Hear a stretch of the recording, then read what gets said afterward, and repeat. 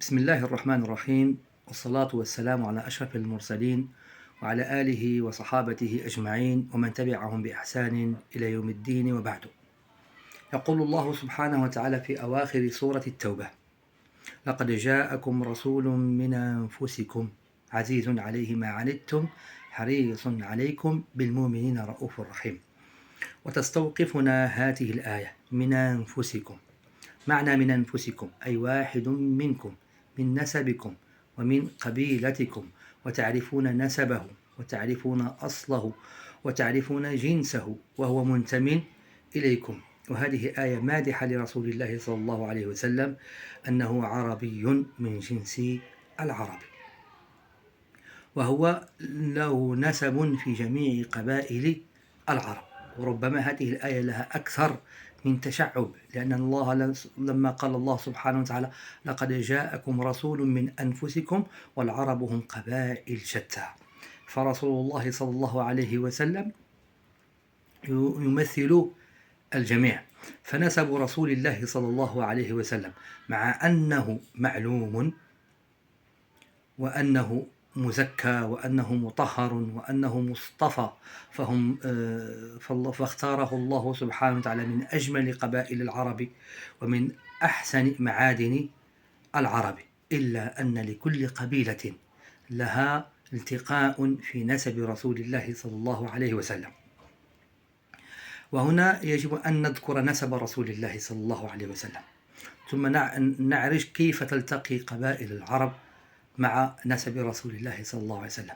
فنسب رسول الله صلى الله عليه وسلم على ما ذكره المؤرخون وأهل السير هو محمد بن عبد الله بن عبد المطلب بن هاشم بن عبد مناف بن قصي بن كلاب بن مرة بن كعب بن لؤي بن غالب بن فهر بن مالك بن النضر بن كنانة بن خزيمة بن مدركة بن إلياس بن نزار بن معدن بن عدنان. ولا شك أن عدنان ينتهي نسبه إلى إسماعيل عليه السلام، وإسماعيل هو إسماعيل بن إبراهيم عليهم السلام. هذا هو النسب الثابت في كتب السيرة والمتفق عليه بين المؤرخين.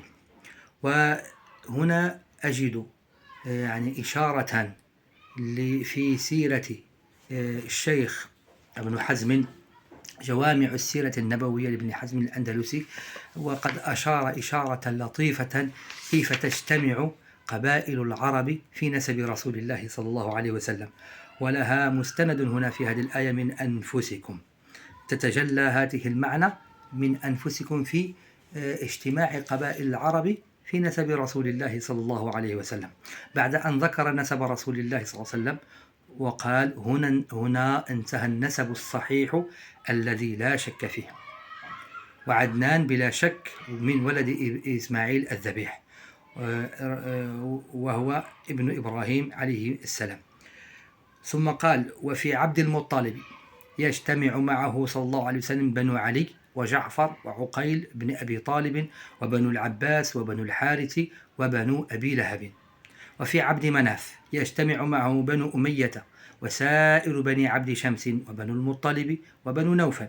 وفي قصي يجتمع معه بنو عبد العزى وبنو عبد الدار الذين منهم حجبة الكعبة. وفي كلاب يجتمع معه بنو زهرة وأمه منهم، وهي آمنة بنت وهب بن عبد مناف بن زهرة. وفي مرة يجتمع معه بنو تميم بن مرة وبنو مخزوم بن يقضى بن مرة. وفي كعب يجتمع معه بنو عدي وبنو جمح وبنو سهم. وفي لؤي يجتمع معه بنو تميم الأدرم. وفي فهر يجتمع معه بنو الحارث وبنو محارب. وفهر هذا هو أبو قريش، وهو الذي جمع قريش كلها. من لم يكن من ولد فهر فلا نسب له في قريش، ومن كان من ولد فهر فهو قريشي قح. وفي كنانة يجتمع معه كل من ينتمي إلى كنانة من بني عبد منات وملك وملكان وحدال وعمر بن كنانة. وفي خزيمة يجتمع معه بنو أسد والقارة وهم بنو الهون بن خزيمة. وفي مدركة يجتمع معه بنو هديل كلهم. وفي إلياس يجتمع معه بنو تميم وإخوتهم وبنو ضبة ومزينة والرباب وخزاعة وأسلم. فأما الرباب فهم تيم وعدي وثور وعكل.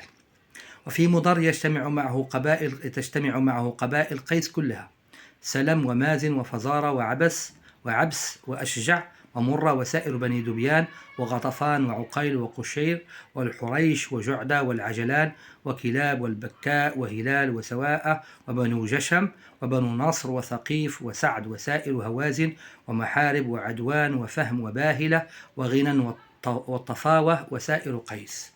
وفي نزار يجتمع معه قبائل كربيعة كبكر وتغلب وعنز بني وائل وعبد القيس وقبائلها وعنزة والنمر بن قاصد. وفي معدن يجتمع معه بنو عك وغافق. وفي إبراهيم الخليل عليه السلام يجتمع معه بنو إسرائيل ومن عرف نسبه من بني عيصاد بن إسحاق أخي يعقوب، وذلك لا يوجد اليوم. وسبحان الله كيف تجتمع قبائل العرب في نسب رسول الله صلى الله عليه وسلم حتى تتوحد اللحمة وتتآخى الصحبة. فنجد أن الصحابة رضوان الله عليهم كثيرا منهم يجتمعون مع رسول الله صلى الله عليه وسلم إما في الجد الثاني أو الجد الثالث أو في الجد الرابع أو في الجد الخامس، فكل منهم يرى نفسه في رسول الله صلى الله عليه وسلم. فكانت هذه الآية ناطقة بهذه اللحمة ديال المحبة والأخوة والانتماء إلى رسول الله صلى الله عليه وسلم. لم تكن آية القرآن يعني معناها اعتباطيا، حيث قال من أنفسكم، أي كل واحد منكم يجد نفسه في رسول الله صلى الله عليه وسلم. والسلام عليكم ورحمة الله.